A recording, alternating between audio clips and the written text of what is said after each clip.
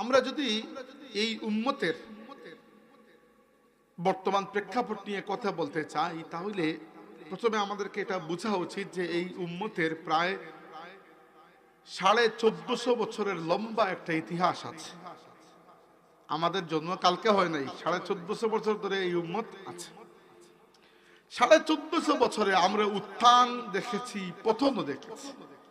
এমন উত্থান দেখেছি উমর ইবনে খাত্তাব রাদিয়াল্লাহু আনহুর যুগে, যে তিনি মসজিদে নববী শরীফে বসে আছেন আর তার আঙ্গুলের হেলনে অর্ধ পৃথিবী ইসলামের ছায়াতলে চলে এসেছে।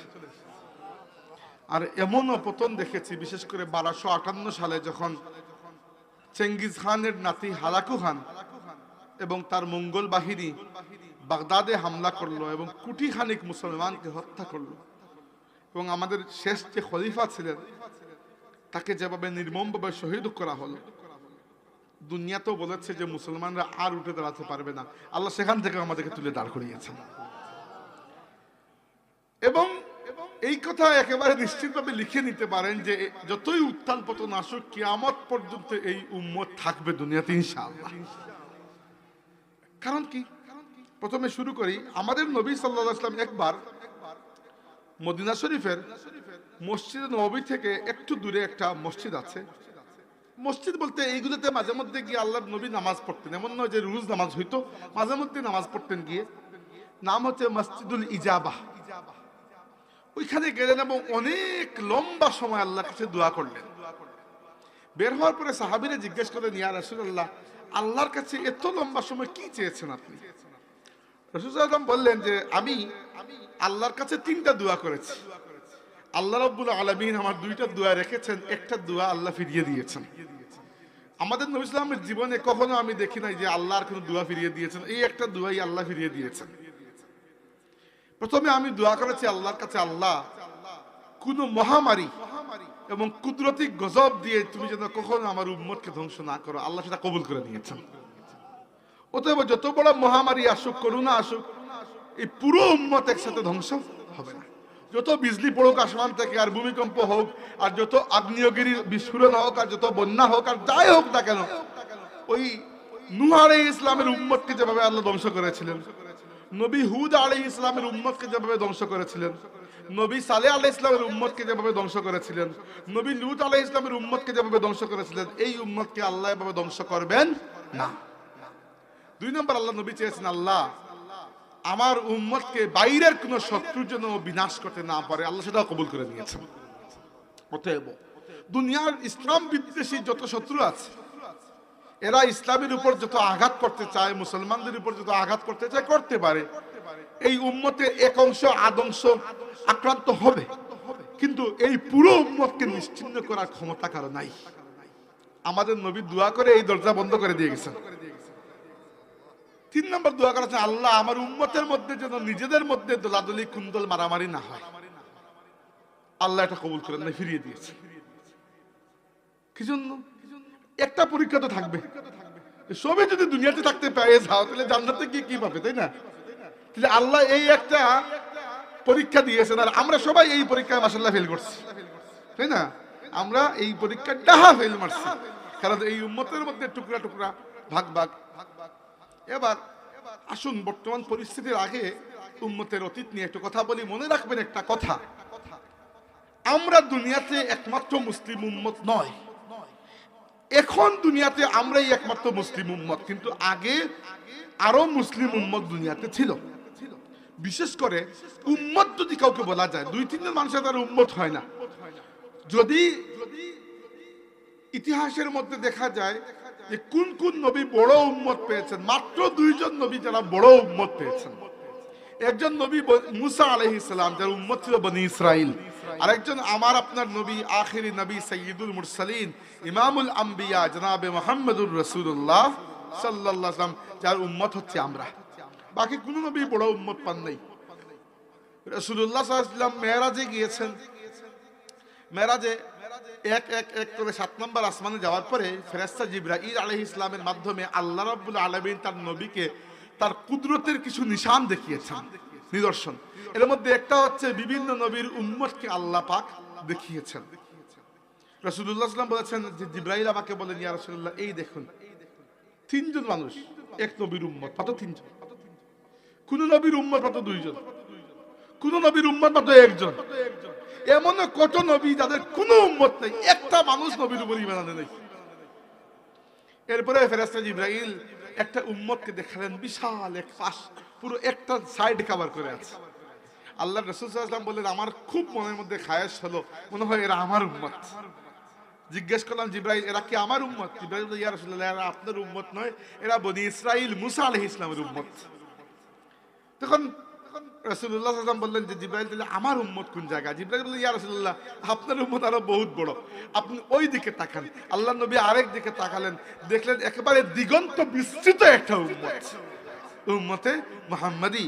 এবং রাসূলুল্লাহ সাল্লাল্লাহু আলাইহি ওয়াসাল্লাম বলেছেন, আল্লাহ পাক কিয়ামতের ময়দানে জান্নাতীদেরকে 120টা কাতারে সারিবদ্ধ করবেন, 120টা। এর মধ্যে 40 মিন সাইরিল উমাম ওয়া 80 মিন হাযিহিল উম্মাহ, এর মধ্যে 40 কাতার হবে বাকি সমস্ত নবীর উম্মত, আর 80 কাতার একা এই উম্মতে পরিপূর্ণ হয়ে যাবে। তার মানে হচ্ছে এই উম্মত একেবারে ফেলে দেওয়ার মতো নয়। তবে এই উম্মত দুনিয়ার মধ্যে একমাত্র মুসলিম উম্মত নয়, এর আগেও আরেকটা মুসলিম উম্মত ছিল যাদেরকে বলা হয় বনি ইসরাইল। বনি ইসরাইলের সাথে আমাদের পার্থক্য কোন জায়গায়? মূল পার্থক্য হচ্ছে নবীতে। বনি ইসরাইলের ইতিহাস শুরু হয়েছিল, বনি ইসরাইল কার আওলাদ? নবী ইব্রাহিম আলাইহিস সালামের দুইজন পুত্র ছিলেন, ইসমাইল এবং ইসহাক। ইসহাকের পুত্র ছিলেন ইয়াকুব, এরা সবাই নবী। ইয়াকুব আলাইহিস সালামের 12 জন সন্তান ছিলেন, এই 12 জনের বংশধরকে বলা হয় বনি ইসরাইল। তবে ইয়াকুব আলাইহিস সালামের বাচ্চারা, সন্তানরা, এরা কোনো উম্মত হইতে পারে নাই, এরা ছিল মাত্র 12টা গোষ্ঠী। কারণ উম্মত হওয়ার জন্য শুধু নবী হইলে হয় না, উম্মত হওয়ার জন্য একজন রাসূলের প্রয়োজন হয়। নবীকে আল্লাহ কখনো কিতাব দেন না, নবীর দায়িত্ব হচ্ছে খালি দাওয়াত দেওয়া, দাওয়াত দেওয়া, দাওয়াত দেওয়া। কেউ আসলো না আসলো এটা নবীর বিষয় নয়, রাসূলকে আল্লাহ কিতাব দিয়ে পাঠান। তো বনি ইসরাইলের মধ্যে প্রথম রাসূল যিনি এসেছেন, তিনি এসেছেন নবী ইয়াকুব আলাইহিস সালামের 300 বছর পরে। উনি হচ্ছেন নবী মূসা আলাইহিস সালাম। তার মাধ্যমে আল্লাহ তাওরাত কিতাব দিয়েছেন এবং তাওরাতের মাধ্যমে বনি ইসরাইল একটা উম্মত হয়েছে। আচ্ছা, তো বনি ইসরাইলের এই ইতিহাস শুরু হয়েছে দুইজন নবীর মাধ্যমে, মূসা এবং হারুন, একসাথে 2 নবী ছিলেন তখন। আর শেষ হয়েছে আরো 2জন নবীর মাধ্যমে, ঈসা এবং ইয়াহইয়া আলাইহিস সালাম। মধ্যখানে প্রায় 1500 বছরের সময় তাদের উম্মতের ইতিহাস। আমাদের মতো, আমাদেরও তো এখন 1500 বছর চলতেছে। এখন বনি ইসরাইলের এই 1500 বছরের সবচেয়ে বড় খাসিয়ত কি ছিল? সবচেয়ে বড় খাসিয়ত ছিল যে এক দিনের জন্য এরা নবীবিহীন কাটায় নাই। কুল্লামা হালাকা নাবিয়ুন খালাফাহু নাবিয়ুন। আল্লাহ বলেছেন যে বনি ইসরাইল ছিল এরকম, নবী বলেছেন যে বনি ইসরাইলের একজন নবী মারা গেলে, ইন্তেকাল করলে, তার উম্মতের মধ্যে আল্লাহ আরেকজনকে নবী বানিয়ে দিতেন। এই জন্য উম্মতের কাজ ছিল সহজ, নিজের নিজের আমল করো, আর কোনো দায়িত্ব নাই। কারণ ইসলাম প্রচারের দায়িত্ব কার হাতে? নবীর হাতে, যেহেতু নবী দুনিয়াতে আছেন। আর আমাদের উম্মতের খাসিয়ত হচ্ছে যে আল্লাহ বলেছেন, মা কানা মুহাম্মাদুন আবা আহাদিম মির রিজালিকুম ওয়ালাকিন রাসূলুল্লাহি ওয়া খাতামান নাবিয়্যিন। মুহাম্মদ আল্লাহর রাসূল এবং সর্বশেষ নবী, এরপর আর কোনো নবী আসবেন না। তাই রাসূলুল্লাহ সাল্লাল্লাহু আলাইহি ওয়াসাল্লাম যে দিনের প্রচার করে গেছেন, তারপরে কিয়ামত পর্যন্ত এই দিনের দায়িত্ব আল্লাহর নবীর উম্মতের কাঁধে চলে এসেছে। এই একটা পার্থক্য। এবার বনি ইসরাইলের ব্যাপারে আমরা কেন জানবো, কেন আগ্রহ, কেন আমাদের, বা আমি কেন আলোচনা করছি? কারণ হচ্ছে আমাদের নবী সাল্লাল্লাহু আলাইহি ওয়াসাল্লাম বলেছেন যে লা ইয়াতিয়ান্না আলা উম্মতি মা আতা আলা বনি ইসরাঈল হাজওয়ান না'ল বিন না'ল। আমাদের পূর্ববর্তী উম্মত বনি ইসরাইলের উপর আল্লাহর পক্ষ থেকে যত বিপদ আপদ বালা মুসিবত আসছে, একেবারে পায়ে পায়ে পদে পদে প্রত্যেকটা বিপদ আপদ বালা মুসিবত আবার উম্মতের উপর আসবে। এই জন্য বনি ইসরাইলের ইতিহাসটা জানা আমাদের জন্য গুরুত্বপূর্ণ। এখন পুরো বনি ইসরাইলের ইতিহাস তো বোঝার সুযোগ নাই, তাই আমরা আমাদের উম্মতের মধ্যে চলে আসি। আমাদের উম্মতের ইতিহাস, আমাদের উম্মতের ইতিহাসকে আমাদের নবী 5 ভাগে ভাগ করেছেন। 5 ভাগে, অর্থাৎ নবী তার নিজের সময় থেকে শুরু করে কিয়ামত পর্যন্ত এই যে সময়, এটাকে 5টা ভাগে ভাগ করেছেন। জরুরি এগুলো জানা। বলেছেন যে তাকুনুন নবুওয়াতু ফীকুম মা শা আল্লাহু আন তাকুন। তোমাদের মধ্যে এখন নবুয়ত আছে, মানে আমি নবী দুনিয়াতে আছি, মানে নবুয়ত আছে। যতদিন আল্লাহ চাইবেন নবুয়ত থাকবে, মানে আমি দুনিয়াতে আছি থাকবো। যখন আল্লাহ চাইবেন নবুয়তকে খতম করে দেবেন, আর কোন নবী আসবেন না। এটা হচ্ছে উম্মতের প্রথম স্টেজ, প্রথম পর্যায়, প্রথম ভাগ। 2 নম্বর, সুম্মা তাকুনু খিলাফাতান আলা মিনহাজিন নবুওয়াহ। আমার দুনিয়া থেকে বিদায়ের পরে যখন নবুয়ত শেষ হয়ে যাবে, আমার নবুয়তের আদর্শের উপর এই দুনিয়াতে খিলাফত প্রতিষ্ঠা হবে। এরপরে আল্লাহ সেটাকেও উঠিয়ে নেবেন। সুম্মা তাকুনু মুলকান আদ্দা। এরপরে আসবে এমন রাজতন্ত্র যেখানে রাজা বাদশারা দাঁত দিয়ে কামড় দিয়ে ক্ষমতাকে ধরে রাখবে, মানে ক্ষমতাকে ধরে রাখার জন্য যা ইচ্ছা তাই করবে। এরপরে আল্লাহ সেটাকে উঠায় নেবেন। কিন্তু 3টা স্টেজ। 4 নম্বর, সুম্মা তাকুনু মুলকান জাবরিয়া। এরপরে আমার উম্মত এমন একটা সময় আসবে যখন তোমাদেরকে জবরদস্তি গোলাম বানিয়ে রাখা হবে দুনিয়াতে। এরপর আল্লাহ নবী বলেছেন সুম্মা তাকুনু খিলাফাতান আলা মিনহাজিন নবুওয়া। এরপরে 5 নম্বর স্টেজে গিয়ে আবার আমার নবুয়তের আদর্শের উপর দুনিয়াতে খিলাফত প্রতিষ্ঠা হয়ে যাবে। সুম্মা সাকাতা। এরপরে আল্লাহ নবী চুপ করে গেছেন, সাহাবীরা বুঝেছেন যে এরপরে নিশ্চয়ই কিয়ামত হয়ে যাবে।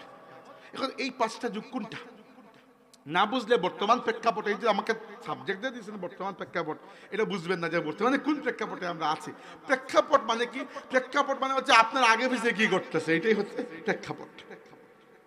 এবার নবুয়ত কোন সময় পর্যন্ত ছিল এটা বোঝা খুব সহজ। নবী যতদিন দুনিয়াতে আছেন ততদিন নবুয়ত। আমাদের নবী কখন ইন্তেকাল করেছেন? ইংরেজি হিসাব করলে 632 সালে। এখন চলতেছে 2000 কত সাল? 25 সাল। আমাদের নবী 632 সালে ইন্তেকাল করেছেন, মানে 632 সাল পর্যন্ত নবুয়ত ছিল। এরপরে নবুয়তের যুগ শেষ। এরপরে কিয়ামত পর্যন্ত আর কোনো নবী আসবেন না। যে ব্যক্তি নবী নিজেকে নবী দাবি করবে ডিরেক্টলি কাফির হয়ে যাবে। বাস এইটাই আমাদের আকীদা। এবার এই যে 632 খ্রিস্টাব্দে আমাদের নবী দুনিয়া থেকে বিদায় নিলেন, এরপরে আল্লাহর নবী তার নিজের পেছনে নিজের পরে কি রেখে গেছেন? রাসূলুল্লাহ কোন মানুষকে তার নিজের খলিফা বানিয়ে যান নাই। কোন মানুষকে তার নিজের খলিফা বানিয়ে যান নাই। কি জন্য? কারণ যাকেই খলিফা বানাবেন কেউই তো চিরস্থায়ী নয়, একসময় উনিও মারা যাবেন। এখন যদি নবী আবু বকর সিদ্দিককে খলিফা বানান, হ্যাঁ আবু বকর সিদ্দিক খলিফা হয়েছেন কিভাবে একটা পরের কথা। নবী যদি বলেন যে আমার পরে আমার খলিফা হবে আবু বকর সিদ্দিক রাদিয়াল্লাহু আনহু, যে ইসলামের খেলাফত তার হাতে, তাইলে 2 বছর পরে আবু বকর তো ইন্তেকাল করেছেন। 3 নম্বর বছরে যে ইসলাম কবুল করতে আসবে সে তো কাউরে পাবে না। এমন কোন মানুষ দুনিয়াতে নাই যিনি কিয়ামত পর্যন্ত বাঁচবেন। এই জন্য আল্লাহর নবী তারপরে উম্মতের বিষয়টাকে 2 ভাগে ভাগ করেছেন। এটা হচ্ছে রুহানি একটা পথ, আর একটা রাজনৈতিক একটা পথ। হ্যাঁ, রাজনৈতিকভাবেও এই উম্মতকে এক করে তো রাখতে হবে, আলাদা আলাদা হয়ে গেলে মুসিবত, তাই না? রাজনৈতিক বিষয়টা আল্লাহর নবী উম্মতের হাতে ছেড়ে দিয়েছেন। বলেছেন আমার আল্লাহ আমার উম্মতকে সঠিক পথ দেখাবেন। আমার আল্লাহ আমার উম্মতকে সঠিক পথ দেখাবেন। আমার উম্মত যাকে তাদের খলিফা হিসাবে বেছে নেবে তার উপর আল্লাহ সন্তুষ্ট হয়ে যাবেন। বাস এটা আমার উম্মতের উপর। তবে রুহানি দিক থেকে আমি আমার উম্মতের জন্য 2 জন খলিফা রেখে যাচ্ছি। হাদিসে এসেছে তারাকতু ফীকুম খলিফাতাইন, আমি আমার পেছনে 2টা খলিফা রেখে যাচ্ছি। একটা হচ্ছে কিতাব আল্লাহ, আল্লাহর কিতাব কোরআন। এটা হচ্ছে সুন্নতে রাসূলিহি, আল্লাহর রাসূলের সুন্নাত। যে ব্যক্তি এই 2টাকে আঁকড়ে ধরবে কিয়ামত পর্যন্ত সে গুমরাহ হবে না, পথভ্রষ্ট হবে না। তাইলে কোরআনকে রাসূলুল্লাহ সাল্লাল্লাহু আলাইহি ওয়াসাল্লাম তার নিজের খলিফা হিসাবে, সুন্নতকে নিজের খলিফা হিসাবে, তার উম্মতের জন্য কিয়ামত হিসাবে রাহবারে হওয়ার জন্য আল্লাহ নবী রেখে গেছেন। আবু বকর রাদিয়াল্লাহু আনহুকে খলিফা মনোনীত করেছে উম্মত। নবী আবু বকর রাদিয়াল্লাহু আনহুকে খলিফা মনোনয়ন করে যান নাই। আল্লাহর রাসূলের ইন্তেকাল হয়েছে সোমবারে, দাফন হয়েছে বুধবারে, মঙ্গলবার দিনে, এমনকি সোমবারেই সাহাবীরা চিন্তা করেছেন যে এই উম্মত কোনো নেতৃত্বহীন অবস্থায় থাকতে পারে না, কারণ বহিঃশত্রু আক্রমণ করবে। অলরেডি বন্ড নবী বের হয়ে গেছে, মুসাইলামা কাজ্জাব। সে সাপের মতো ফুসছে, কখন মুসলমানরা দুর্বল হবে আর সে হামলে পড়বে। এই জন্য উম্মতকে নেতৃত্বহীন অবস্থায় রেখে দেওয়া যায় না। সোমবার দিনে পরামর্শ হয়েছে, মঙ্গলবার দিনে প্রায় সমস্ত সাহাবী আবু বকর রাদিয়াল্লাহু আনহুর হাতে বাইআত দিয়ে দিয়েছেন। আবু বকর রাদিয়াল্লাহু আনহু হয়েছেন খলিফাতু রাসূলুল্লাহ, রাসূলুল্লাহর খলিফা। বাট কোন খলিফা? পলিটিক্যাল খলিফা, উম্মতের খলিফা। উম্মতের নেতৃত্ব আবু বকর রাদিয়াল্লাহু আনহুর হাতে গেছে। আচ্ছা, আবু বকর, এরপরে ওমর, এরপরে ওসমান, এরপরে আলী। আমরা জানি আমাদের চারজন খলিফা, এদেরকে বলা হয় খুলাফায়ে রাশিদিন। খুলাফায়ে রাশিদিন কি জন্য বলা হয়? কারণ এরা এক্স্যাক্টলি সেইভাবে শাসন ব্যবস্থা চালিয়েছেন যেভাবে আল্লাহর নবী চালিয়ে গিয়েছেন। কোনো পার্থক্য হয় নাই। তাদের মূল ভিত্তি ছিল কোরআন এবং আল্লাহর নবীর সুন্নাত। এমনকি আমাদের নবীর মুজিজা দেখেন, আমাদের নবী বলেছেন কি যে আল খিলাফাতু বাদি 30 সানা, আমার পরে 30 বছর খেলাফত থাকবে। কয় বছর? 30 বছর।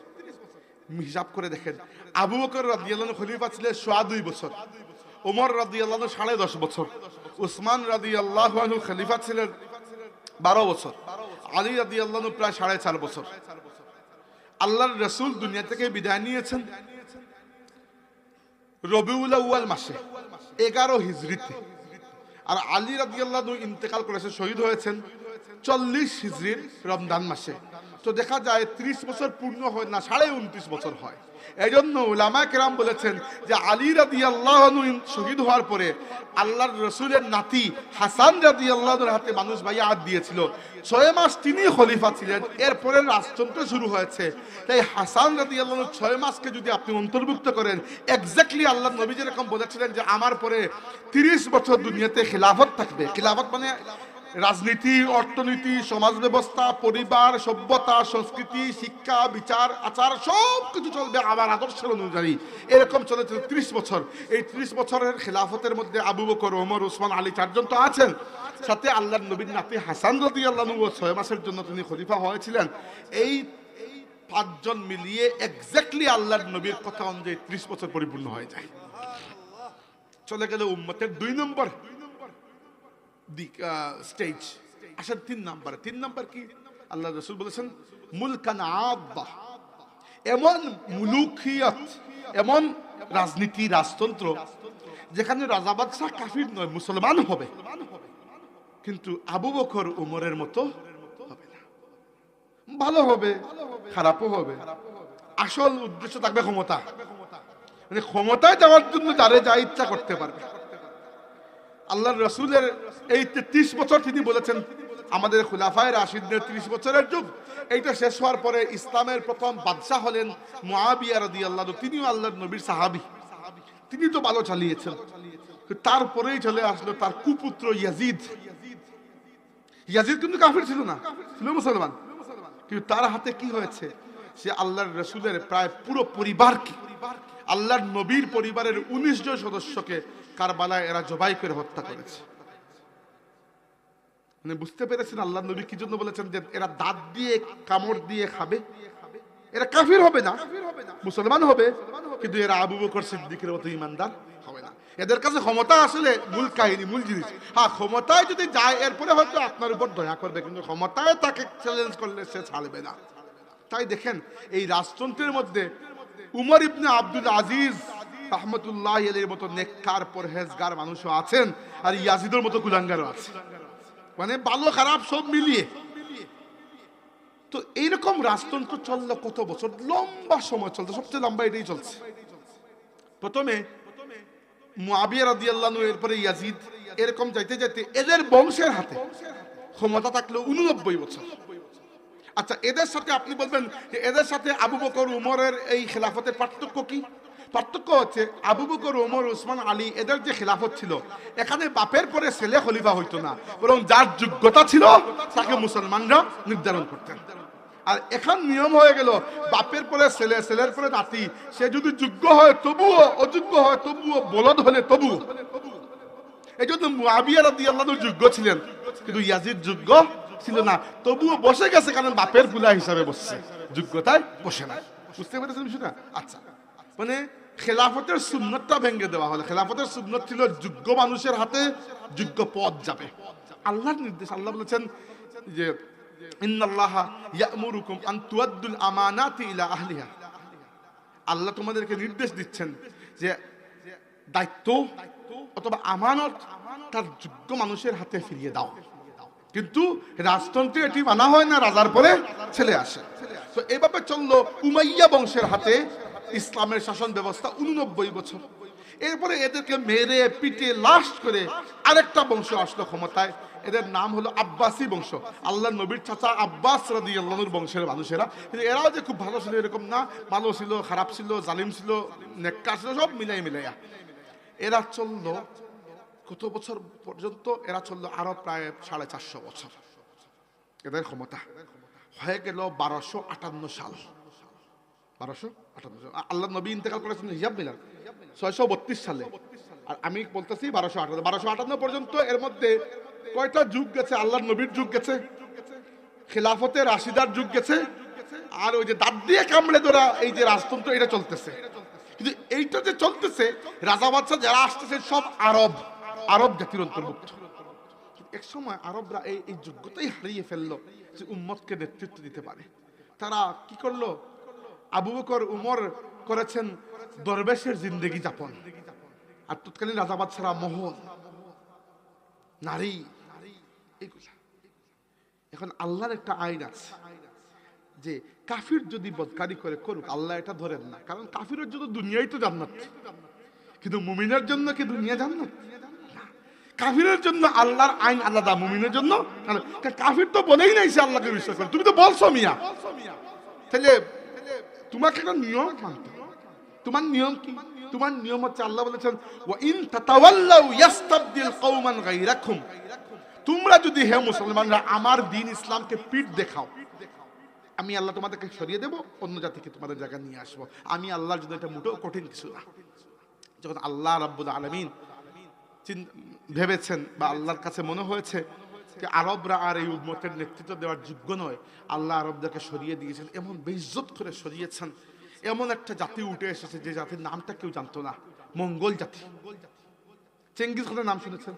চেঙ্গিজ খান প্রথমে হামলা করেছিল মুসলিম সাম্রাজ্যের মধ্যে একটা সাম্রাজ্য ছিল খাওয়ারিজম। আমি গিয়েছি এখানে, মধ্য এশিয়া, উজবেকিস্তানে, ওইখানে হামলা করে প্রায় 1.5 কোটি মানুষকে হত্যা করেছিল। এরা এত নিকৃষ্ট ছিল, এরা মানুষকে হত্যা করে মানুষের মাথার খুলি দিয়ে এরকম পাহাড়ের মতো বানিয়ে উপরে উঠে মদ খেত। এইরকম জালিম ছিল এরা জিন্দা মানুষকে জ্বালিয়ে মেরে ফেলত। এবং এরা এত শক্তিশালী, এরা তীব্র গতিতে ঘোড়া ছুটিয়ে যেত এবং এই তীব্র গতির মধ্যে একেবারে নিশানার মধ্যে তীর মারতে পারত। এমন এক জাতি। চেঙ্গিজ খানের নাম তো শুনছেন? আচ্ছা, তো চেঙ্গিজ খান আস্তে আস্তে দুনিয়া বিজয় করা শুরু করলো, কিন্তু মুসলিম দুনিয়া তখন অনেক প্রসারিত। তো আস্তে আস্তে চেঙ্গিজ খান মারা গেল, তার পুত্র 4টা ছিল, কুবলাই খান আর কি খান, এগুলো মারা গেল। আসলো চেঙ্গিজ খানের নাতি হালাকু খান। সে মুসলিম খেলাফতের সাম্রাজ্যের রাজধানী তখন ছিল বাগদাদ। সেখানে এসে হামলা করলো। প্রায় একদিনে 25 লক্ষ মানুষকে শহীদ করা হয়েছে। এমনকি বলা হয়েছে যে মুসলমানদের রক্তে শত্রু বাহিনী যারা, এদের ঘোড়ার পা গুলো হাঁটু পর্যন্ত ডুবে গিয়েছিল। সবচেয়ে বড় কষ্টের বিষয় ছিল মানুষের মৃত্যু একটা, আর দ্বিতীয়ত তখন তো মুসলমানরা দুনিয়ার নেতৃত্বে, তো জ্ঞান বিজ্ঞান কার হাতে? মুসলমানদের হাতে। আর মুসলমানরা সবসময় জ্ঞানের সাধক ছিলেন, তাই না? তখন তার প্রিন্টিং প্রেস ছিল না, হাত দিয়ে বইপত্র লেখা হতো। বাগদাদের লাইব্রেরিতে প্রায় তৎকালীন সময়ে 2 লক্ষের উপরে বই ছিল হাতের লেখা। এই বইগুলো খালি ইসলামী বই নয়, সায়েন্স, ইতিহাস, রাষ্ট্রবিজ্ঞান, সমাজবিজ্ঞান, সব ধরনের সাহিত্য। মঙ্গল যে বাহিনী ছিল অশিক্ষিত, এরা বই দেখে মনে করছে এগুলো মনে হয় জাদু। এরা সমস্ত বই পুড়িয়ে দিয়েছে। এই বইগুলার ছাই তারা ফেলেছে ফুরাত নদীতে। ফুরাত নদীর পানি 14 মাইল পর্যন্ত কালো হয়ে গিয়েছিল, এই পরিমাণ বইপত্র এরা জ্বালিয়েছে। চিন্তা করে আমাদের সভ্যতাকে কি পরিমাণে ধ্বংস করেছে। এরপরে খলিফাকে যখন তারা গিয়ে পাকড়াও করলো, তারা খলিফাকে সাধারণ, আমাদের খলিফা বলতে বাদশাহই ছিলেন, কিন্তু আমরা বলি আর কি সম্মান করে খলিফা। আসলে কিসের খলিফা? মানে তৎকালীন যুগের বাদশা যারা, তবে মুসলিম বাদশা, ভালো মানুষ ছিলেন, নাম ছিল মুস্তাসিম বিল্লাহ। তারা মুস্তাসিম বিল্লাহকে, ওই এখানে একটা জিনিস শিকার আছে, হালাকু খান বললেন যে আপনার সাথে আমার ডিনার হবে রাত্রে। তো যিনি খাইতে বসছেন তার সামনে একটা থাল দেওয়া হয়েছে, থালের উপর কাপড় দিয়ে ঢাকা। কিন্তু যখন থালের উপর থেকে কাপড় সরিয়েছেন দেখেন থালের মধ্যে হীরা মণিমুক্তা জহরত রাখা। তিনি বললেন এগুলো আমি খাবো কিভাবে? তো হালাকু খান বললো যদি খাইতে না পারো তাহলে জমাইছো কেন এগুলা? এইগুলা খরচ করে যদি ভালো সেনাবাহিনী বানাইতে পারতা, ভালো অস্ত্রশস্ত্র বানাইতে পারতা, আজকে আমার সামনে এরকম ফকিরের মতো বসতে হইতো না। এগুলো নিজের কাছে জমাইছো, এগুলো আমার না, তোমার রানীর হেরামখানা থেকে আমি এগুলো লুট করছি। এইগুলো তোমার রানীরকে মণিমুক্তার দিয়ে নেকলেস বানিয়ে না দিয়ে এই টাকাটা দিয়ে যদি লেখাপড়া করাইতে, মানুষকে সেনাবাহিনী বানাইতে, যদি ভালো করে ডিফেন্স সিস্টেম রাখতে, তাইলে আজকে এই অবস্থা হইতো না। এরপরে তাকে ঘোড়ার চামড়া দিয়ে তাকে এরকম পেঁচাইছে, রাস্তায় রেখে দিচ্ছে, আর সৈন্যরা ঘোড়া ছুটিয়ে গেছে উপর দিয়ে। এই ঘোড়ার পায়ের আঘাতে আমাদের শেষ বাদশাহ মুস্তাসিম বিল্লাহ শাহাদাত বরণ করছেন। তখন দুনিয়াতে ছিলেন, সেই সময় তারা বড় মানুষ যারা ছিলেন এদের মধ্যে একজন হচ্ছে, আপনার নাম শুনেছেন, কবি শেখ সাদি। নাম শুনেছেন? শেখ সাদি তখনকার মানুষ। তিনি কবিতা লিখেছেন, আসমারা হক বাওয়াদ্দার খুবে বারাত বরজমি बर जवाले मुल्क मुस्तासिम अमीरुल मुमिनीन आए मोहम्मद गर क़ियामत दरबरु सरबरु आरिज खाक सरबरु आरज क़ियामत दरमियान खल्क भी। ফার্সি কবিতা। অর্থ হচ্ছে যে খলিফা মুস্তাসিম বিল্লাহকে যে কষ্ট দিয়ে শহীদ করা হয়েছে, আসমানের উচিত ছিল রক্তের নদী বইয়ে মুস্তাসিম বিল্লাহর জন্য কান্না করা। এবং শেখ সাদি বলেছেন, আয় মোহাম্মদ গের কিয়ামত সরবরু আরিজ খাক সরবরু আরত কিয়ামত দরমিয়ান খালকবি। হে মোহাম্মদ সাল্লাল্লাহু আলাইহি ওয়াসাল্লাম, আমরা জানি কিয়ামতের দিন আপনি আপনার কবর শরীফ থেকে উঠে আসবেন। সবাই তো উঠে আসবে, তাই না? কিয়ামতের দিন আল্লাহ নবী সহ সমস্ত মানুষ কবর থেকে উঠে আসবে। ইয়া রাসূলুল্লাহ, যদি সত্য হয়ে থাকে আজকেই উঠে আসুন, দুনিয়াতে কিয়ামত হয়ে গেছে। এর থেকে বেশি আর কিছু বলার আছে? এত মুসলমানের রক্ত ঝরেছে, সবাই দুনিয়া ডিক্লেয়ার করে দিয়েছে যে মুসলমান উইল নট রাইজ अगेन, মুসলমান আর কখনো মাথা তুলে দাঁড়াতে পারবে না। কিন্তু আল্লাহ পাক কোথা থেকে একটা ব্যবস্থা করেছেন যে এই যে মঙ্গোল জাতি, হ্যাঁ মঙ্গোল জাতি এখানে, তাদের সাথে আরো দুইটা জাতি ছিল, তার্কিশ জাতি, তাতার জাতি, এই তিনটা জাতি ছিল। আল্লাহ চেঙ্গিজ খানের 4 পুত্রের মধ্যে 2 পুত্রের বংশধরকে মুসলমান বানিয়ে দিয়েছিল। যারা মুসলমানদেরকে মারতে এসেছিল, বিজয় করতে, ইসলাম তাদেরকে বিজয় করে নিয়েছে। আচ্ছা, এদের বংশধর থেকে 4টা বড় বড় বংশ আসছে। 4টার নামই আপনারা জানেন। এটা হচ্ছে ইরানের সাফাবি বংশ, এটা হচ্ছে মধ্যপ্রাচ্যের সেলজুক বংশ, একটা হচ্ছে মিশরের মামলুক ভারতের মুঘল বংশ, আর আরেকটা হচ্ছে টার্কির অটোমান বা উসমানী, এই যে আর্তুগরুলের নাটক আপনারা হয়তো দেখেছেন, এই বংশ। এই 4টা বংশের হাতে আল্লাহ ইসলামের নেতৃত্ব তুলে দিয়েছেন। পরবর্তী প্রায় 550 বছর ইসলামের নেতৃত্ব ছিল ওই জাতির হাতে, যাদের পূর্বপুরুষরা একসময় মুসলমানদেরকে মারতে এসেছিল। আল্লাহ পাক যখন দেখেছেন আরবরা ইসলামের নেতৃত্ব দেওয়ার আর যোগ্যতা নাই, ইসলামের জন্য আল্লাহ আরবদের কাছে মুখাপেক্ষী নয়। বুঝতে পারেন, আল্লাহ ইসলামের জন্য আরবদের মুখাপেক্ষী নয়। তুমি যদি ইসলাম কবুল নাও করো, কি হইলো? আল্লাহ রাব্বুল আলামিন কোন জায়গা থেকে মুসলমান নিয়ে আসবেন। যারা ইসলামকে, মুসলমানকে মারতে এসেছিল, সেই চেঙ্গিজ খানের আওলাদ, 2-3 জেনারেশনের মধ্যে এদের বংশধরদের মধ্যে অর্ধেক মুসলমান হয়ে গেল। এবং মুসলমান হয়ে কি হলো? মুঘলরা ভারতে একটা বিশাল বড় মুসলিম সাম্রাজ্য গড়ে তুললো, অটোমানরা টার্কিতে একটা বিশাল বড় মুসলিম সাম্রাজ্য গড়ে তুললো, সেলজুকরা মধ্যপ্রাচ্যে একটা বিশাল বড় সাম্রাজ্য গড়ে তুললো, আর সাফাবিরা ইরানে একটা বিশাল বড়। এক সাম্রাজ্য নয়, বহু সাম্রাজ্য। কিন্তু মুসলমানদের ইজ্জত আল্লাহ রাব্বুল আলামিন আবার ফিরিয়ে দিয়ে দিলেন। কিছুদিন পরে দেখা গেল যে তৎকালীন খ্রিস্টান বিশ্বের রোমান সাম্রাজ্যের রাজধানী এবং দুনিয়ার সবচেয়ে বড় শহর, সবচেয়ে আধুনিক, আজকের যুগে যেরকম ধরেন নিউ ইয়র্ক, লন্ডন, এই টাইপের, কোনটা ছিল? একটা শহর ছিল যার নাম ছিল কনস্টান্টিনোপল, যাকে বর্তমানে আমরা কি বলি? ইস্তানবুল। ইস্তানবুল জানেন? টার্কিতে আমি কয়েকদিন আগে গিয়েছিলাম, টার্কিতে বেড়াইছি, ইস্তানবুল দেখে আসছি, চিন্তা করলাম। তো ইস্তানবুল, ওই শহরটা ছিল পশ্চিমা রোমান খ্রিস্টানদের রাজধানী, দুনিয়ার সবচেয়ে উন্নত শহর। তখন অটোমান বাদশাদের মধ্যে একজন, তৎকালীন সময়ের যে বাদশা ছিলেন, বাদশা দ্বিতীয় মোহাম্মদ, তাদের নাম ছিল এরকম, প্রথম মোহাম্মদ, দ্বিতীয় মোহাম্মদ, দ্বিতীয় আহমদ, তৃতীয়, এরকম তাদের নাম থাকতো। তো মোহাম্মদের বয়স যখন ছিল মাত্র 21 বছর, বাদশা মোহাম্মদের, তিনি 30,000 সৈন্যের বিশাল বাহিনী নিয়ে কনস্টান্টিনোপল বিজয় করে ফেললেন। এটা হয়েছিল 1453 সালে। আর এরপরে ওই যে অটোমান যে বাদশাহী আছে, ওইটা তাদের বাদশাহী পরিবর্তন করে খেলাফত হয়ে গেল।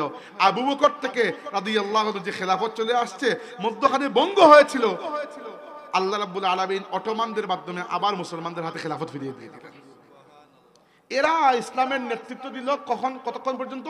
প্রথম বিশ্বযুদ্ধ পর্যন্ত। প্রথম বিশ্বযুদ্ধ শুরু হয়েছে 1914 সালে, বেশি আগে না, কিন্তু 100 বছর আগে, আর শেষ হয়েছে 1918 সালে। আমার বক্তব্যের সময় তো 1 ঘন্টা চলে, আমি আর 10 মিনিট বেশি কথা বলবো না। তো 1914 থেকে 1918, 1914 থেকে 1918 সালে প্রথম বিশ্বযুদ্ধে মুসলমানরা বিজয়ী হইতে পারে নাই। বিজয়ী হয়েছে ইংরেজরা, সাথে ছিল ফ্রান্স এবং রাশিয়া। আর মুসলমানরা ভুল করে, অটোমান যারা, এরা ভুল করে জার্মানির সাথে চলে গেছিল, আর জার্মানি যুদ্ধে পরাজিত হয়েছে। যখন পরাজিত হয়েছে তখন কি করছে? 2টা কাজ করা হয়েছে। কিছু ইসলাম বিদ্বেষী তরুণ, এরা আমাদের খেলাফতকে, অটোমান উসমানী সাম্রাজ্যকে নষ্ট করার জন্য ভেতর থেকে ষড়যন্ত্র শুরু করছে, আর বাইরে থেকে শুরু করছে ইংরেজ জাতি আর ফ্রান্স জাতি।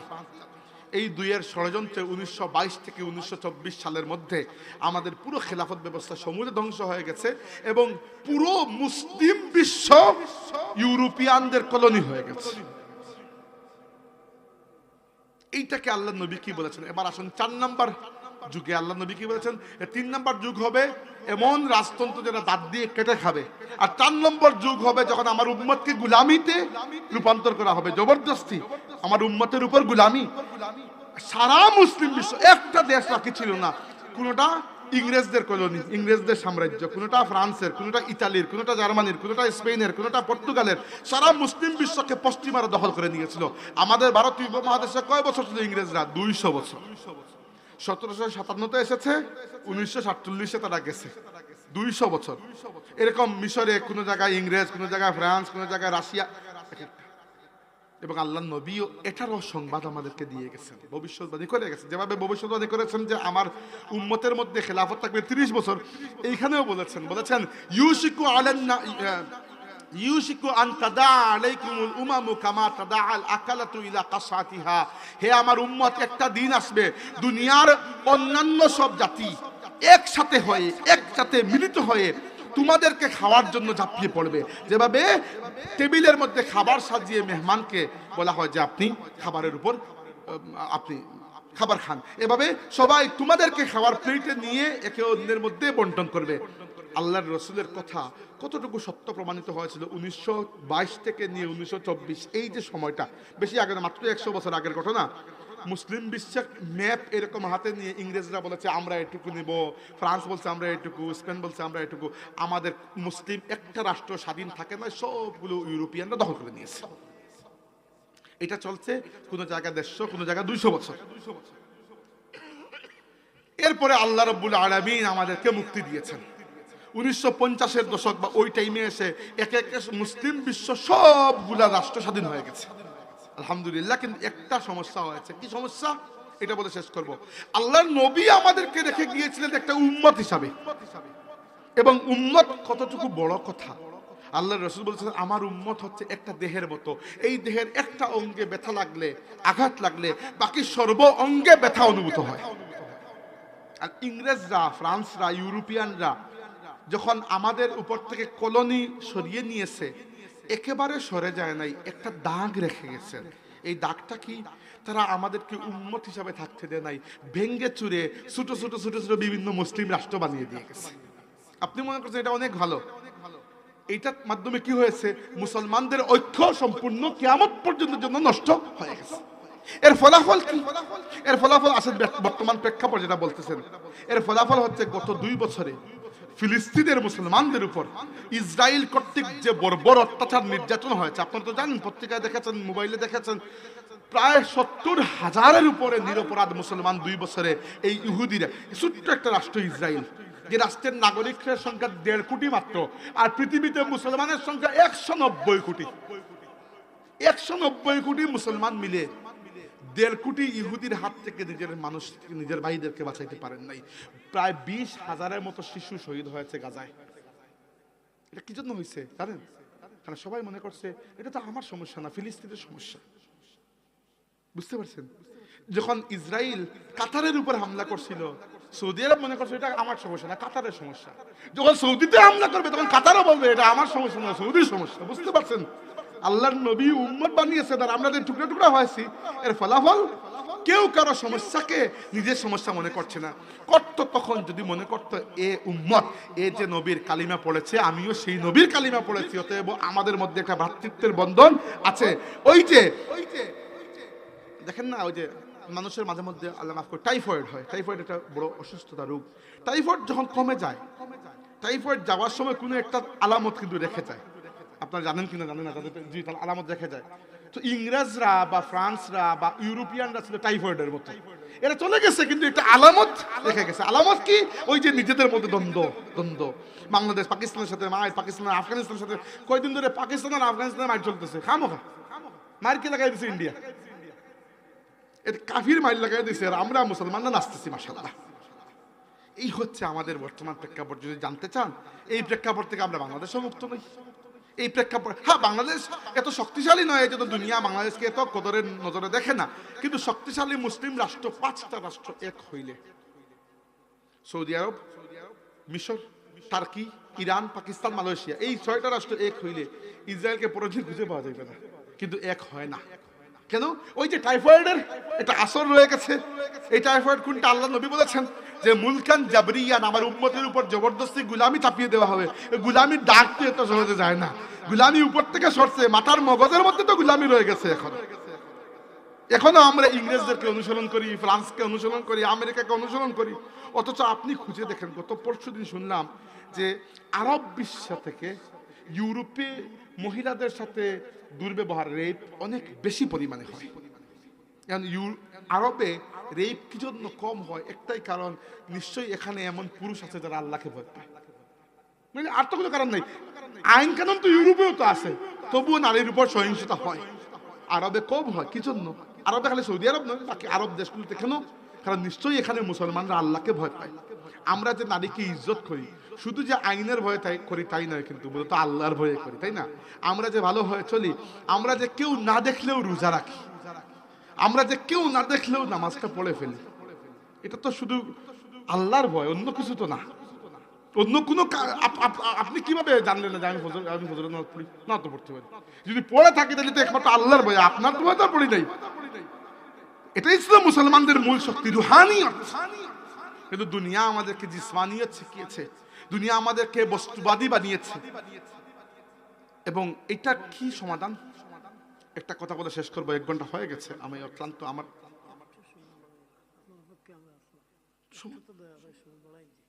সময় বাড়াইয়া তো ওইতো না, কারণ আমার 4 নম্বর মাহফিল আজকে, আমি ক্লান্ত। আমি এখন 4 নম্বর মাহফিল আপনি যে কথা হইতে পারতেন ওখানে তো আচার 5 মিনিট। ওকে, আপনারা একজনে ওয়াজ করবো, হ্যাঁ সমস্যা কি?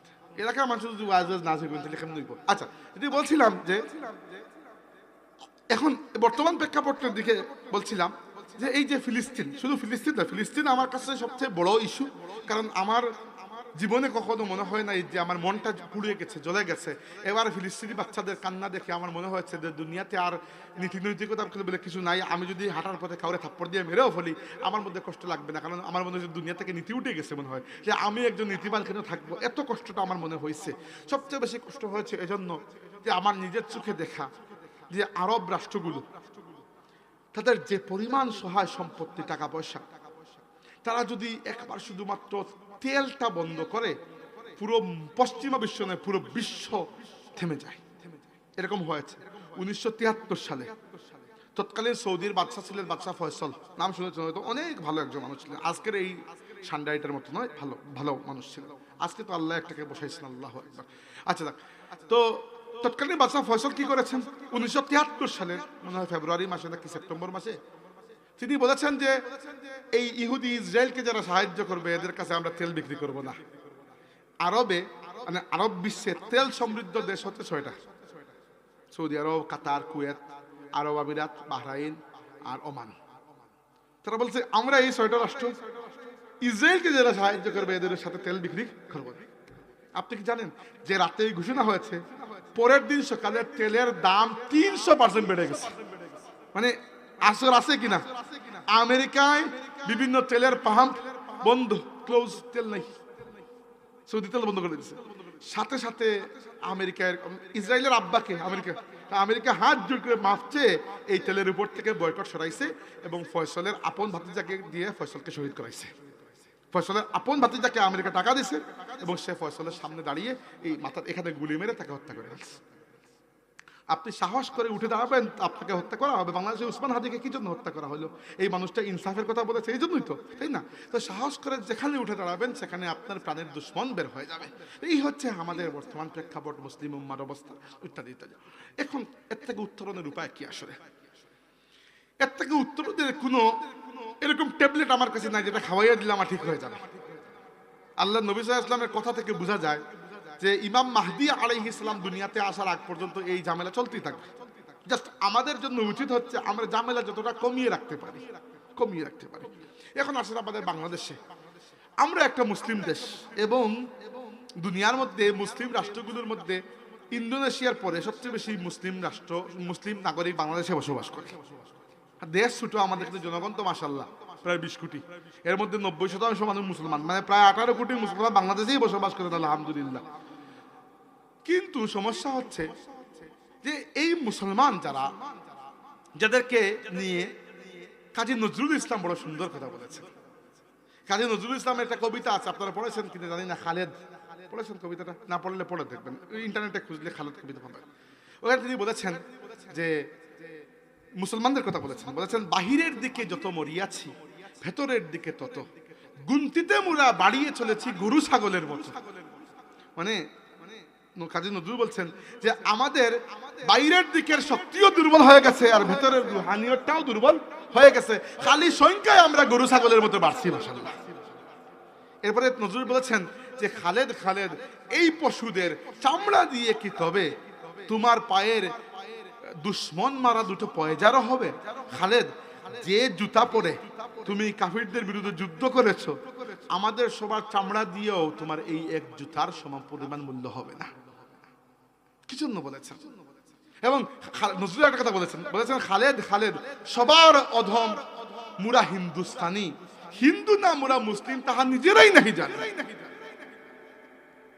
আমাদের এই উপমহাদেশের মুসলমানরা ঋণী আমরা আল্লাহর ওলিদের কাছে। এরা এসে আমাদেরকে দিনদার বানিয়েছেন, ইসলাম শিখিয়েছেন। যেমন হযরত শাহজালাল, যেমন খাজা মঈনুদ্দিন চিশতি, নাম শুনেছেন তো, এদের চিনেন তো এদেরকে। এদের কারণে আমরা মুসলিম হয়েছি। কিন্তু সমস্যা কি হয়েছে যে আমাদের এই উপমহাদেশ মূলত ছিল পৌত্তলিক, যারা মূর্তি পূজারী, হিন্দু বলেন বৌদ্ধ বলেন, এদের অধ্যুষিত এলাকা। এখনো এরাই তো বেশি, তাই না? ভারতে তো এরাই বেশি। তো এদের সাথে থেকে ইসলামের নিজস্ব সংস্কৃতি আমরা কিছুটা শিখেছি, কিছুটা এদের সংস্কৃতি আমরা শিখে গেছি। এটা হচ্ছে সবচেয়ে বড় সমস্যা। কি রকম? আচ্ছা, আমি কোনো হিন্দু কোনো বৌদ্ধকে দোষ দিচ্ছি না, তাদের ধর্ম তাদের জন্য, আমাদের ধর্ম আমাদের জন্য। আমরা শান্তিপূর্ণ একটা সহাবস্থান চাই এবং তাদেরকে তাদের মতো রেসপেক্ট করি। আমরা এতটুকু বলা উচিত, কারণ পরে গিয়ে দেখা যাবে কোন পাগল আবার কে কোন হিন্দুর মন্দির ভেঙে দিচ্ছে। এটা আরো মহা মুসিবত। আল্লাহর ওয়াস্তে এই সকল কাজ করবেন না, আল্লাহর ওয়াস্তে এটা খুবই নিকৃষ্ট কাজ, দয়া করে এগুলো করবেন না। আমি যেটা বলতে চাচ্ছি, দেখেন, আপনি নিজেকে মুসলমান দাবি করেন এবং বাংলাদেশকে মুসলিম রাষ্ট্র দাবি করেন, তাই না? এবং বাংলাদেশে মাশাআল্লাহ ইসলামের নামে তো অনেক বুটও চাওয়া হয় এবং রাজনীতিও করা হয় এবং অনেক সময় অনেক এমপি জিতেও যান এবং অনেক সময় কোরআনের আইন দিয়ে রাষ্ট্র পরিচালনার কথাও বলেন, অনেক কিছু তো হয়, ঠিক আছে। আচ্ছা, যান একবার আপনার আদালতে কোর্টে গিয়ে দেখবেন, একটা জেলার মধ্যে যে কোর্ট আছে, এই পুরো জেলায় যতটুকু মিথ্যা কথা বলা হয়, কোর্টে এর থেকে বেশি মিথ্যা কথা বলা হয়। দেখেন, আপনি কোর্টে গেলে 500 টাকা দিয়ে মার্ডার কেসে সাক্ষী বানিয়ে ফেলতে পারেন, অথচ আল্লাহ পাক একজন মুমিন মুসলমানের বেসিক যে কোয়ালিটি, কোরআন শরীফে বলেছেন বেসিক একটা কোয়ালিটি আছে না, বেসিক কোয়ালিটির মধ্যে আল্লাহ বলেছেন ওয়াল্লাযীনা লা ইয়াশহাদুনা যুর, মুমিনের কোয়ালিটি হচ্ছে মুমিন কখনো মিথ্যা সাক্ষী দেয় না। এটা কোনো নেককার ওলি আল্লাহর বৈশিষ্ট্য নয়, এটা কার বৈশিষ্ট্য? একেবারে বেসিক লেভেলের মুমিনের বৈশিষ্ট্য। অলি আল্লাহ অনেক উপরে, অথচ আমাদের সমাজে, রাষ্ট্রে, আমাদের আদালত সিস্টেমে মিথ্যা সাক্ষী দেওয়া না হয়। 2 নম্বর, আমাদের দেশে রাজনৈতিক প্রতিহিংসায় একজন আরেকজনের উপর মিথ্যা মামলা দেয় না। আল্লাহ নবী সাল্লাল্লাহু আলাইহি ওয়াসাল্লাম বলেছেন, মান খাসামা ফি বাতিলিন ওয়া হুয়া ইয়ালামুহু লাম ইয়াজাল সাখাতুল্লাহি হাত্তা ইয়ানজিআ আনহু। যে ব্যক্তি জেনে শুনে কারো উপর মিথ্যা বিচার দেয়, মানে তৎকালীন যুগে যেটা ছিল বিচার, আজকের যুগে হয়ে গেছে মামলা, যুক্ত পাল্টেছে, তো মামলা বলতে পারেন, সমস্যা নাই। যে ব্যক্তি জেনে শুনে কারো উপর মিথ্যা মামলা দেয়, ওই মামলা প্রত্যাহার করার আগ পর্যন্ত যে মামলা দিয়েছে ওই ব্যক্তির উপর আল্লাহ রাব্বুল আলামিন প্রচন্ড রাগান্বিত অবস্থায় থাকেন। এখন যদি কেউ কারো উপর মিথ্যা মামলা দেয় আর ওই মামলা তুলে না নিয়ে মারা যায়, তাহলে কি আল্লাহকে রাগান্বিত রেখে আপনি কবরে চলে গেছেন? এর থেকে বড় দুর্ভাগ্য কিছু হইতে পারে? এরপরে কবরে সোয়াল জবাব হইলে কি আর না হইলে কি, আপনি তো এমনি ফেল। আপনি আল্লাহকে রাগান্বিত রেখে দুনিয়া থেকে চলে গেছেন। কিন্তু আপনি বলেন তো, বাংলাদেশে কোন সরকারের আমলে মিথ্যা মামলা ছিল না? সব সরকার আমলে ছিল, এবং ইনশাআল্লাহ ভবিষ্যতে থাকবে, যে খাসল তো আমাদের, তাই না? তো আমরা যে এত মুসলমান, আর আমরা যে এত ইসলাম, আর এত ইসলাম প্রিয় জনতা, কি লাভ হইল? বেসিক জায়গায় আমরা ভুল করতেছি। এই এখন আসেন আমার আয়াতে, যে আয়াত তিলাওয়াত করে আমি বক্তব্য শুরু করেছিলাম, ইন্নাল্লাহা ইয়া'মুরু বিল আদলি ওয়াল ইহসান। আল্লাহ তোমাদেরকে আদেশ দিচ্ছেন আদল এবং ইহসান করার জন্য। ইসলামে ন্যায় 3 প্রকার। একেবারে নিচের লেভেলটা হচ্ছে ইনসাফ, এর উপরেরটা হচ্ছে আদল, এর উপরেরটা হচ্ছে ইহসান। ইনসাফ কি? ইনসাফ হচ্ছে 2 কাপ চা আসছে, সভাপতি 1 কাপ খাইলেন, আমি আরেক কাপ। ইনসাফ, ইনসাফ মানে সমান ভাগে 2 ভাগ, এটা ইনসাফ। এটা কমসে কম আপনারা করতে হবে, এর নিচে কোনো ইসলাম নাই। আচ্ছা, এই জন্য আমাদের উসমান হাদি ভাই ইনসাফ ইনসাফ বলতেন, এটা হচ্ছে বেসিক লেভেল। এর উপরেরটা হচ্ছে আদল। আদল কি? ধরেন চা 2 কাপ আসছে সমান সমান, উনি 1 কাপ খাইবেন, আমি 1 কাপ। কিন্তু ধরেন আমি এত দূর থেকে আসছি, লম্বা জার্নি, আজকে এই 4 নাম্বার বয়ান করতেছি, আমার চায়ের বেশি দরকার, উনার বাড়ি এখানে, একটু উপরে গিয়ে চা খেয়ে ফেলবেন, তাহলে এরকমও তো হইতে পারে উনি আধা কাপ খাইলেন আর আমার 1.5 কাপ খাওয়াইলেন, হইতে পারে না? এইটার নাম হচ্ছে আদল। এটা ইনসাফের থেকে একটু বড়। তো ইনসাফকে ইংরেজিতে বলে ইকুয়ালিটি, সমতা। কিন্তু সমতা সবসময় ঠিক হয় না, এজন্য এর উপরে ইসলাম বলেছে আদল। আদল মানে ইকুইটি, জাস্টিস, ন্যায়। অর্থাৎ আপনার 2 ছেলে, একটা ছেলে খুবই মেধাবী, খুবই বুদ্ধিমান, আর একটা ছেলে গবেট কিসিমের। এখন 2 জনই ব্যবসা শুরু করতে যাবে। একজনকে আপনি জানেন বুদ্ধিমান যেটা, এটাকে 2 লাখ টাকা দিলেই সে তার মোটামুটি কাজ করে ফেলতে পারবে। যেটা গবেট কিসিমের, ওইটা 4 লাখ দিলেও কম হবে, কারণ সে ভালো করে কাজ করতে পারবে না। তাহলে তারে আপনার বেশি সাহায্য করতে হবে। যখন টিচার ছাত্রদেরকে পড়ান, সব ছাত্র তারা মেধাবী হয় না, একটারে অঙ্ক বুঝাইলে একবারে বুঝে যায়, আরেকটারে 6 বার বুঝানো লাগে। তাইলে ইনসাফ কি? ইনসাফ হচ্ছে টিচার সবাইকে সমান বুঝাইলেন। এরকম করলে তার গুনাহ হবে না, হক আদায় হয়ে যাবে, কিন্তু একেবারে নিচের লেভেলের হক আদায় হবে। 2 নম্বর লেভেল কি? 2 নম্বর লেভেল হচ্ছে যার যতটুকু প্রয়োজন তার জন্য ততটুকু। এটা হচ্ছে আদল। ইসলামে আল্লাহ ইনসাফের কথা বলেন নাই, কি জন্য? কারণ ইনসাফ তো তোমরা করবে, এটা তো নিশ্চিতভাবেই করা উচিত, এটা তো বলার কিছু নাই। বুঝতে পেরেছেন? কোরআন শরীফে একবার আল্লাহ ইনসাফের কথা বলেন নাই, আল্লাহ শুরু করেছেন আদল থেকে। কারণ কি? ইনসাফ যদি তুমি না করো, তুমি মানুষ আর কুকুরের মধ্যে কি বেশ কম রইল? কুকুরের তো যা পায় কামড়া কামড়ি করে সবাই মিলে খায়, তোমরা যদি এতটুকু না জানো যে ভাগ করে খায়, তাইলে তুমি মানুষ হইলে কি জন্য? বুঝতে পেরেছেন? কোরআন শরীফে একবার আপনি ইনসাফের কথা পাবেন না, পাবেন ইন্নাল্লাহা ইয়া'মুরু, আল্লাহ তোমাদেরকে আদেশ দিচ্ছেন বিল আদলি, আদলের, ওয়াল ইহসান, ইহসানের। 2 এবং 3 একের আদেশ আল্লাহ দেনই না, একের আদেশ তো আন্ডারস্টুড, এটা তো করতেই হবে তোমাকে। আদল, আদলের উপর ইহসান। ইহসান হচ্ছে প্রত্যেকটা কাজ আপনি এমন ভাবে করবেন যেটা আপনি নিজের চোখে আপনার সামনে আল্লাহকে দেখতে পাচ্ছেন। আর যদি এইটুকু পর্যন্ত না করতে পারেন, অন্তত মনে রাখবেন যে আল্লাহ আপনাকে দেখতে পাচ্ছেন। এটা হচ্ছে ইহসান। ইহসান হচ্ছে সৌন্দর্য। ইহসান হচ্ছে যে কাজকে যেভাবে করলে সুন্দর হয়, সেই সৌন্দর্য। সম্মানিত হাজিরিন, এবার আমাদের আদালত নিয়ে বললাম, আর একটা কথা বলে শেষ করব, আর সর্বোচ্চ 1 মিনিট। এবার আসলে আমাদের পারিবারিক ব্যবস্থাপনায়, ইসলামের যে পারিবারিক ব্যবস্থা, আমরা বাংলাদেশের মানুষ বিরাট মুসলমান, এবং ইদানিং মাশাআল্লাহ উমরায় যাওয়াও খুব বাড়ছে। কারণ কি? মাত্র 1.5 লাখ টাকা লাগে, 1.5 লাখ তো সবার পকেটেই আছে, আমি শিওর। তো উমরায় হুট করে উমরা চলে গেলে, উমরায় নয়, যেন পিকনিকে যাইতেছে, তাই না? নামাজ টামাজ নাই, কিন্তু উমরা আবার মাশাআল্লাহ প্রত্যেক বছর আছে একটা। কারণ কি? সহজ। আগে মানুষ হেঁটে যাইতেন, এরপরে জাহাজে, এরপরে বিমানে, বিমানটাও আগেরটাও অনেক কষ্ট করে, এখন তো একেবারে সোজা। আমি ইউরোপ থেকে বাংলাদেশে একদিনে চলে আসি। ওই দিন আফ্রিকায় একটা মাহফিল, একটা নয় বেশ কয়েকটা মাহফিল, 9 দিনের জন্য আফ্রিকায় গেছিলাম, দক্ষিণ আফ্রিকায়। আমি থাকি জার্মানিতে, দুনিয়ার উত্তর দিকে, গেছি দক্ষিণ আফ্রিকা, দুনিয়ার দক্ষিণ দিকে একদিন চলে গেছি, সূর্য ডুবার আগে গিয়ে পৌঁছে গেছি। মানে চিন্তা করলাম দুনিয়াটা কত সহজ হয়েছে, তাই না? এই জন্য মানুষ খালি উমরায় যাওয়া কোনো নাউজুবিল্লাহ, উমরা সুন্নত, আমি চিৎকারি করলে কাফির হয়ে যাব। আমি বলতেছি নামাজ ফরজ, বুঝতে পেরেছেন? তাহলে আমরা কাকে গুরুত্ব দিব, ফরজকে না সুন্নতকে? ফরজকে, এরপরে সুন্নতকে। আল্লাহ এবং আল্লাহর নবী যেভাবে শরীয়তকে ডিজাইন করে দিয়েছেন, আমরা এর বাইরে যাইতে পারবো না। আচ্ছা, আমাদের পারিবারিক ব্যবস্থাপনায় দেখেন, আমাদের সমাজের সবচেয়ে নিকৃষ্ট একটা পদ্ধতি হচ্ছে, এখনো আমরা শিখি নাই যে পুরুষ নারীর যে বন্ধন, এই বন্ধনটা শয়তানের সবচেয়ে বেশি টার্গেট থাকে, এই বন্ধনটা নষ্ট করা, স্বামী স্ত্রীর বন্ধনকে নষ্ট করা শয়তানের সবচেয়ে বড় টার্গেট। এই বন্ধনটাকে আঁকড়ে রাখার জন্য আল্লাহ আমাদেরকে সব দিক থেকে নির্দেশ দিয়েছেন, আল্লাহ নবীও নির্দেশ দিয়েছেন যতটুকু পারা যায়। এমনকি ঝগড়াঝাটি হইলে কয়েকদিন আলাদা থাকুন, তবুও বিচ্ছেদ করবেন না, তালাক করবেন না। দুই পক্ষেরই বড় বড় মানে মানুষকে একসাথে করুন, বিচার করুন, তবুও বিচ্ছেদ করবেন না। তবে আল্লাহ তালাকের দরজাটা খোলা রাখছেন, কারণ মাঝে মধ্যে এমন অবস্থা হয় যায় আর কোনো পথ বেছে থাকে না, বুঝতে পেরেছেন? কিন্তু তালাকের ইসলামের নিয়ম আছে। আমার কাছে মানুষ মাঝে মধ্যে এইটা নিয়ে হাজির হন। আমার কাছে কি জন্য হাজির হন? এই জন্য না যে আমি খুব বড় কোনো আলিম, এই জন্য যে আমার পাওয়া একটু সহজ, কারণ আমার মানে মোবাইলে পাওয়া যায়, ইন্টারনেটে পাওয়া যায়। এখন বড় একজন বুজুর্গ যার বয়স 70 বছর, এটা তো আর আপনি মোবাইলে ইন্টারনেটে পাবেন, তো আমার পাওয়া যায়। তা আমাদের নববিবাহিত ভাইয়েরা প্রায় সময় এটা নিয়ে প্রশ্ন করেন।